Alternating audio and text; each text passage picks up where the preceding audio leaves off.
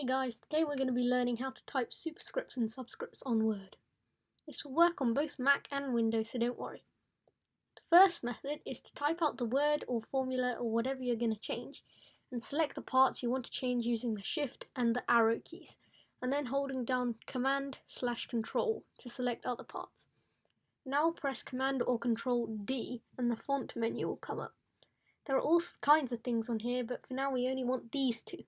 Subscripts and superscripts. Click on which one you want and the letters or numbers you selected would have changed. Method 2 is slightly simpler. If you click on Home and look at this section here, then you will see two X's with 2's above and below them. If you hover on them, they will say subscript and superscript. Click on either of them and start typing.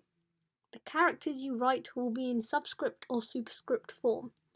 Click on them again to go back to normal size.